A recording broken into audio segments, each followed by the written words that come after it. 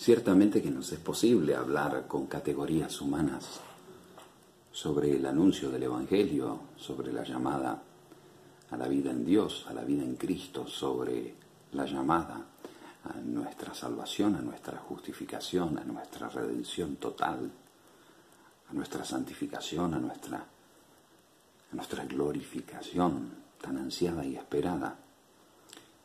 Ciertamente que sí, ciertamente que podemos, y el Señor mismo quiso comunicarse en lengua humana para quedarse con nosotros y seguir hablando por medio de su Espíritu, con su palabra, en su palabra, por medio de su palabra, a todos los hombres de todos los tiempos, de la misma forma, para decir de alguna manera. Por eso el Espíritu Santo acompañó no solamente la escritura de esta palabra, sino que también la dictó y ella se escribió bajo no solamente la presencia, sino la moción, la inspiración del Espíritu Santo.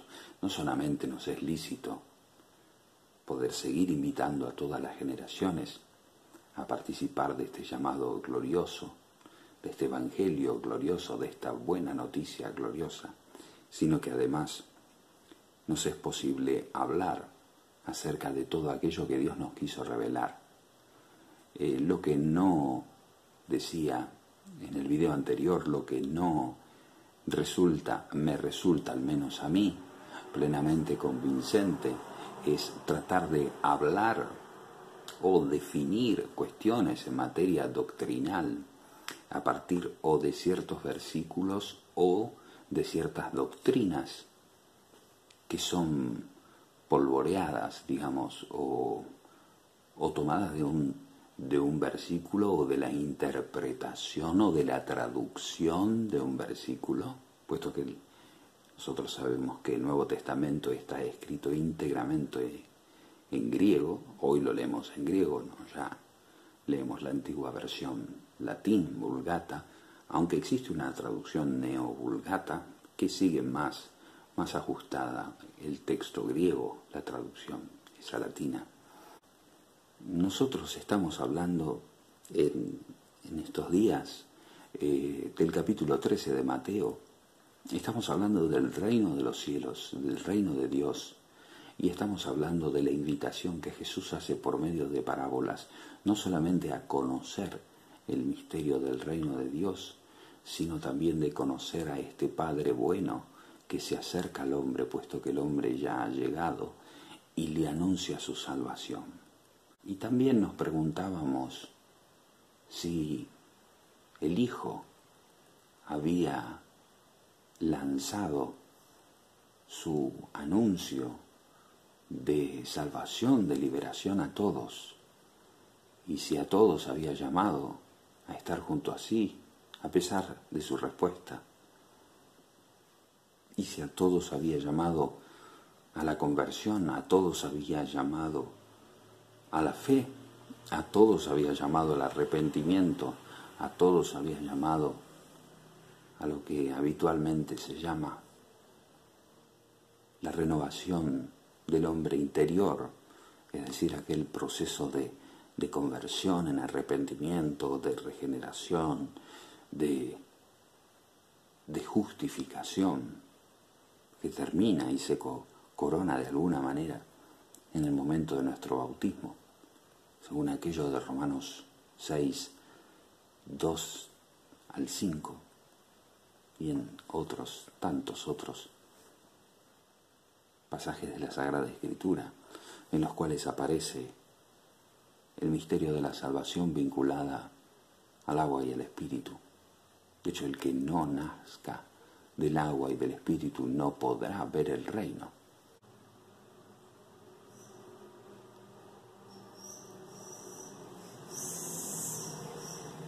Es difícil, a lo menos difícil, pensar en un Dios que llama a todos, pero que solamente salva a algunos. Es muy difícil pensar en un Dios, en un Padre que no está dispuesto, que no tiene determinación de su voluntad para salvar a todos los que llama. Muchos son llamados, pocos elegidos, pocos escogidos, pocos quedan como selectos, formando parte, eso quiere decir, formando parte del reino. Es decir, proponíamos esta otra traducción: pocos son los que responden de entre los muchos que son llamados. Pocos son los que responden de entre los muchos que son llamados. Cosa que también podríamos evocar leyendo el pasaje de San Pablo a los Romanos, con el que algunos hermanos protestantes siguen anunciando la doctrina y defendiendo la doctrina de la predestinación, apoyándose sobre todo aquí en el versículo 29 del capítulo 8 de la carta a los Romanos. Dice, porque dice Hoti Hous proegno kai proorisen, dice, porque a los que conoció antes, hablábamos de la omnisciencia de Dios, de la eternidad de Dios, que permite conocer sin que nosotros sepamos bien cómo, porque somos seres temporales, permite conocer todo lo que sucederá. Dios ya sabe si yo voy a creer o no voy a creer. Dios sabe ya cuál va a ser mi final, pero no porque Él lo provoque, decíamos, sino porque Él lo sabe todo, está más allá del tiempo y del espacio, y de alguna manera desde su cielo puede contemplar toda la creación. Decíamos que a los que conoció de antemano, proegno, a esos también prohoritzen. Este es el término más preocupante, ¿no? Dice, a los que habitualmente traducen las traducciones antiguas, solían traducir, porque a los que conoció, a esos los predestinó. Pero también puede significar, a ellos también los ordenó, los guió, los condujo. A los que preconoció, a esos también los condujo. Fíjense, si yo digo que esto debe traducirse así: Dios a los que conoció, a esos los predestinó a llevar una forma conforme a aquella del Hijo, para ser Jesús el primogénito entre muchos hermanos. Y dice, y a los que prohorisen, y a los que de vuelta, ¿no? La misma palabra, y a los que se traduce habitualmente, vamos a decirlo así para no crear tanta confusión, y a los que predestinó, que nosotros decíamos aquellos que ordenó, aquellos que de alguna manera predispuso, ¿no?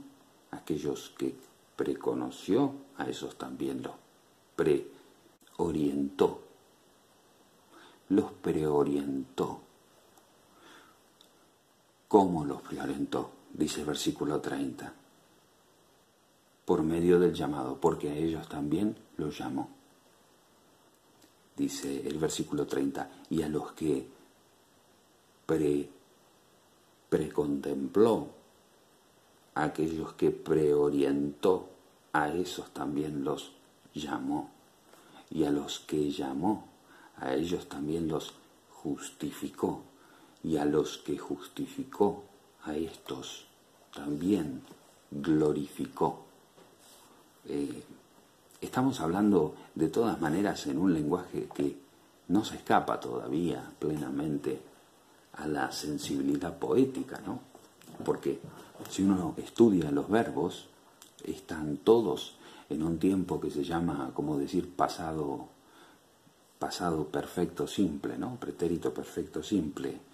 Prohoritzen, o sea, es preconoció, es predispuso, es llamó, es justificó, es glorificó a todos. Ahora, nos preguntábamos ayer si Dios, este Dios que llama a todos en Jesucristo y que vino a dar su vida por muchos, la vino a dar por todos o la vino a dar por solo aquellos que finalmente van a ser salvos. Sí lo dijimos en el anterior video, pero por las dudas vamos a recordarlo. La doctrina de la predestinación sostiene que se funda, mejor dicho, en el atributo de la justicia de Dios. Y en ese caso Dios es justo, misericordioso pero justo, bueno pero justo. Entonces no va a dejar de castigar el pecado y al pecador, de modo tal que aquel que no fue, en la traducción de Valera, de Reina Valera, aquel que no fue predestinado a ser de alguna manera justificado y salvado, tendríamos que decir que pagará por sí, por sus propios pecados ante Dios el día del juicio. Hay como dos formas de pagar. O Cristo murió por tus pecados, o Cristo pagó por tus pecados, o por tus pecados vas a pagar vos.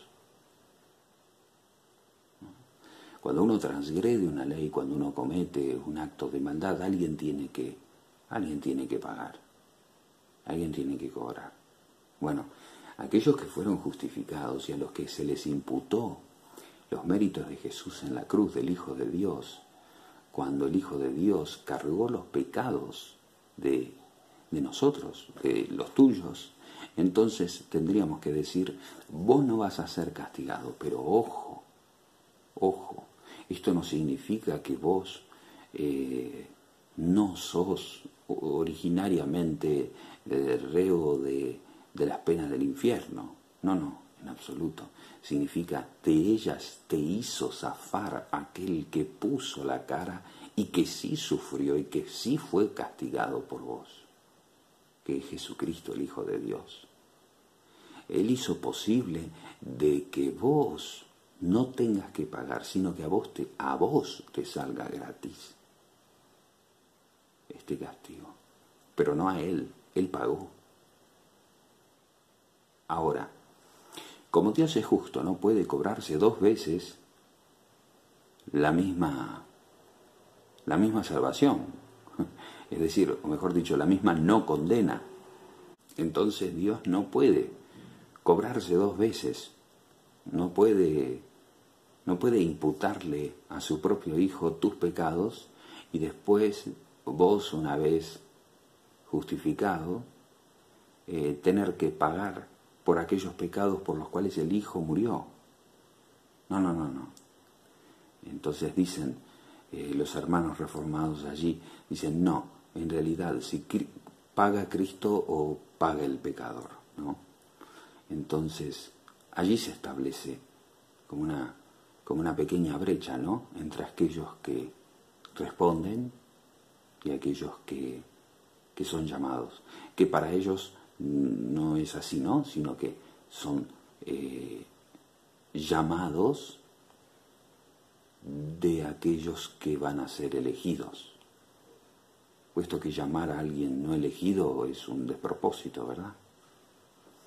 Sin embargo, a mí me sigue dando vueltas en la cabeza la claridad con la que San Pablo en Romanos 8, 28 y 29 dice que a los que Dios conoció de antemano, a esos también los preorientó, los predispuso de alguna forma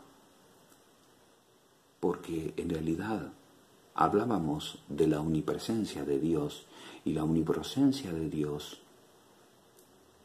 abarca a todas las criaturas, pero sobre todo abarca a todos los hombres, es decir, todos los recovecos racionales de aquellos que somos hechos, que fuimos hechos a imagen y semejanza de Dios y llamados a reproducir la imagen de su Hijo primogénito. Entonces yo pensaba en aquello de los que preconoció. A esos también los predispuso. ¿Y a quién no preconoció? Dios. ¿A quién no conoce de antemano el Padre?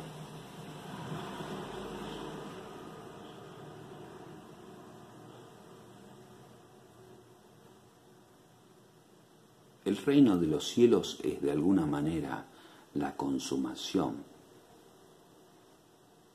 la familia de todos aquellos hombres convocados por Dios a lo largo de toda la historia para formar parte de su casa, de su cielo, de su paraíso. Reino de los cielos que no es posible sino en Cristo.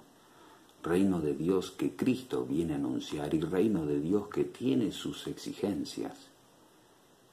Reino de Dios al que a veces tenemos que hacer fuerza para entrar. Reino de Dios que tiene un camino estrecho, porque ya se nos ha dicho que el camino para la condena es amplio, holgado, tranquilo, a veces hasta pacífico. Sin embargo, no es exactamente el anuncio del Evangelio que nosotros hemos recibido. Nosotros estamos llamados a dar la vida por aquel que dio la vida por nosotros. Estamos llamados, no estamos obligados, nunca. Y aunque yo vendiera mi cuerpo y diese el equivalente a los pobres, me vendiera como esclavo, aunque yo entregara mi cuerpo a las llamas, o sea, diera un martirio, diera una confesión de fe tan grande, digna de ser prendido fuego, si no tengo amor, no me sirve para nada. Y ese amor es el que aquel, según Gálatas 5:6, es el que está vinculado a la fe. Por eso San Pablo habla allí de la fe que obra por medio del amor. Porque aunque uno creyese que fe y amor, que fe y obras están separados, eso es una dialéctica que hemos inventado, me parece, que hemos inventado los hombres. Miren, allá en tiempos de Jesús, en tiempos de San Pablo, las comunidades de San Pablo, que sobre todo querían volver a las obras de la ley de Moisés y no aceptaban el Espíritu de Dios, la gracia. No solamente que la salvación era por gracia, cosa que nadie hoy estaría dispuesto a pensar lo contrario, nadie que estuviera al menos dentro del marco bíblico, ¿verdad? Y por otro lado, han habido algunos rebrotes en lo que se ha llamado la reforma y la contrarreforma allí, entre las obras y la ley.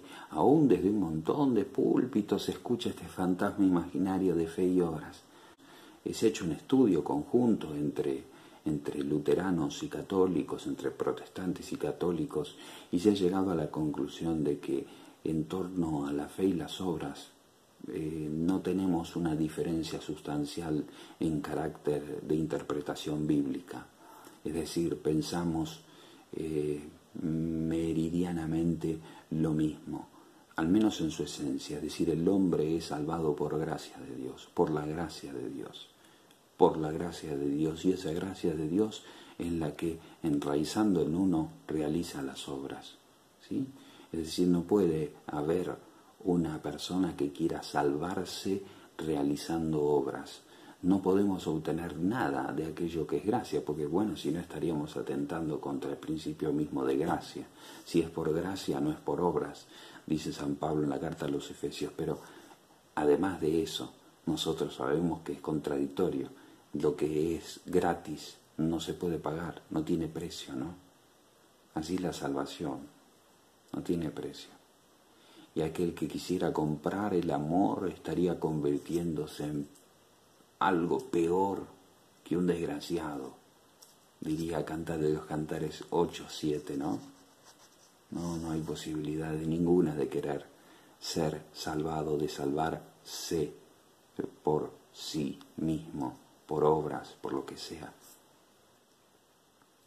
Sin embargo, claramente el Señor quiere compartir en su bondad con nosotros esta aprobación, entre comillas, esta participación, esta cooperación de nuestra parte a manera de, no solamente de consentimiento, sino de perseverancia y también de fidelidad, ¿no? Así lo encontramos expreso en los evangelios. El amor, Mateo 24:13, el amor de muchos se enfriará, muchos serán engañados, pero el que persevere hasta el fin se salvará. Será salvo, ¿no? Será salvo. Lo mismo Marcos 13:13, el que persevere hasta el fin será salvo.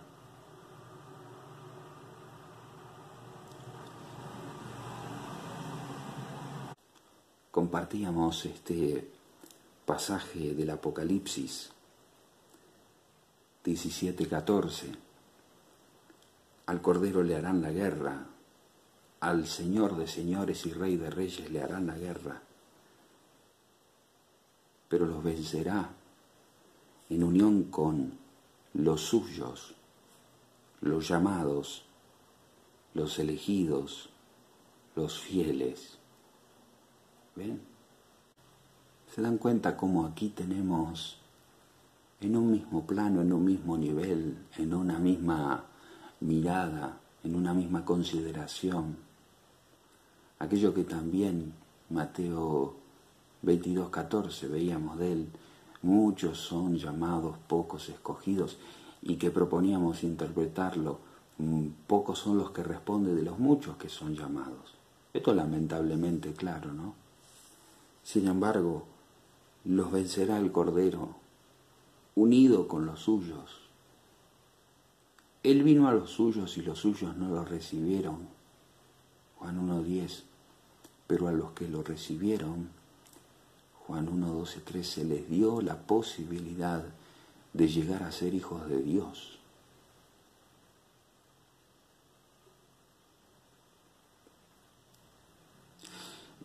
El Señor de señores, Rey de reyes, el Cordero, vencerá a la bestia y a sus seguidores con los suyos, los llamados, los escogidos, los fieles, los que tienen fe. Podemos tomar el texto griego y hacer una lectura más fiel de este pasaje, sobre todo para aquellas personas que sienten cierto ruido al escuchar estas interpretaciones, pero bueno, dice así el texto, porque el Señor, Kyrion, el Señor de señores, dice, con los que cletoi, con los que llamó, y eclectoi, y eligió kai pistoi. Y uno puede decir, los fieles, los que tienen fe. Y uno dice, estos son los que eligió, estos son los que llamó. Pero ¿cómo? Uno dice, ¿cómo puede ser que en realidad se ponga en un mismo estatus aquellos que escogió con aquellos que, los elegidos con los que tienen fe, con los que son fieles mejor? No, ¿qué tiene que ver eso? Hay que tener fe. No, no hay contradicción tampoco entre llamado de Dios y fidelidad del hombre y respuesta del hombre, así como no la hay tampoco entre fe y obras. El Evangelio no divide, Jesús no divide, Jesús no separa, Jesús convoca, y sí, no quiere, no permite, no le interesa que lo siga nadie, ni del maligno, ni de la mentira, ni de la hipocresía, y no le gusta que le hagan perder el tiempo. Aquellos que no están dispuestos a convertir su corazón. Dios llama a la conversión al mismo tiempo que llama a la fe, al mismo tiempo que llama a formar parte de su reino. Y Él no llama si no está dispuesto a dar a aquellos que respondan, a aquellos que llama, lo que tiene preparado desde toda la eternidad para ellos.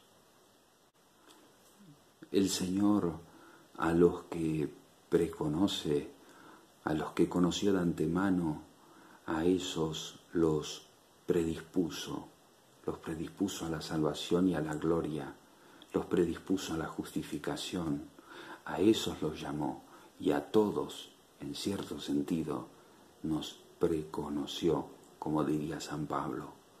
Nos llama a todos, y no porque esté dispuesto a salvar solo a algunos, sino a aquel que cumple la voluntad de mi Padre que está en los cielos. No está dispuesto, no está determinado solamente de salvar a los que responden, como dice por medio del profeta Oseas en el capítulo 11, que yo soy Dios, que no hombre, y no iré a ti con furor. Yo soy santo. Yo soy santo. Él es santo. Y lo que podemos esperar de alguien santo, lo que podemos esperar de nuestro Dios soberano y santo, que está en el cielo, en la tierra, y lo que quiere lo hace, supera cualquier entendimiento, supera cualquier teología, cualquier especulación, cualquier doctrina, cualquier iglesia, cualquier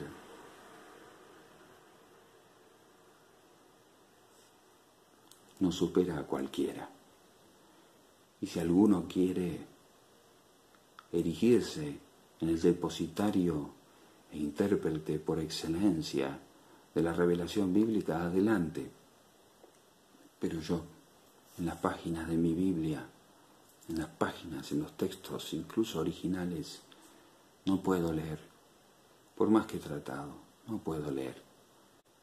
Aunque hay un montón de doctrinas, un montón de creencias, a las cuales mi corazón filosófico les rendiría homenaje por su construcción y lógica perfecta, hasta en detalle, y por su forma de sobreponerse a las objeciones, dicho en sentido escolástico o reformado, yo diría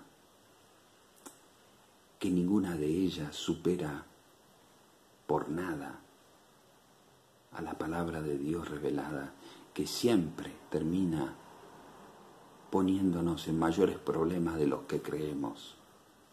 ¿Por qué? No porque sea una palabra escrita hace tanto o en idiomas muy complicados, sino porque es el medio entre la garganta de Dios y el corazón del hombre, el oído del hombre, la mente del hombre. Y nadie puede jactarse de conocer a Dios. O mejor dicho, como diría Jeremías 9, 22 y 23, que aquel que se jacte de conocerme a mí, el único Dios. Pero sin embargo, aquel versículo 6 del capítulo 4 de Oseas sigue taladrando mi corazón y mi alma. Mi pueblo muere, perece mi pueblo por falta de conocimiento. Perece mi pueblo por falta de conocimiento. Y al menos yo, desde mi lugar, desde mi situación y condición, no puedo sino anunciar aquello que he visto, que he oído y que me siento de alguna manera llamado y predispuesto por el Señor, por su gracia, a compartir con ustedes. Que el Señor nos bendiga, nos guarde de todo mal, nos lleve a la vida eterna y nos capacite, no solamente como termina la carta a los Hebreos, para vivir cumpliendo su voluntad, sino para poder comprender y aceptar su voluntad. Que sobre todo, como aquella parábola, recordarán de Mateo 20, la de los trabajadores de la viña, la del propietario o padre de familia que va convocando a las distintas horas y que va provocando finalmente el mal ojo, la envidia de aquel que estuvo trabajando todo el día y recibió lo que es justo, lo que había convenido, la misma paga de lo que era justo y convenido con aquel que había trabajado un ratito. ¿Acaso vos, yo, en materia de salvación, en materia de presencia de Dios, en materia de justificación, en materia de conversión, de cambio de vida, de posibilidad de estar con el Señor para siempre feliz, ¿acaso vos vas a ver con malos ojos que Dios sea bueno? ¿Acaso yo no puedo hacer con lo mío, con mis bienes, literalmente dice la parábola, lo que yo quiero? ¿Por qué a veces vemos o nos quieren hacer ver con malos ojos que nuestro Dios, que nuestro Redentor sea tan bueno?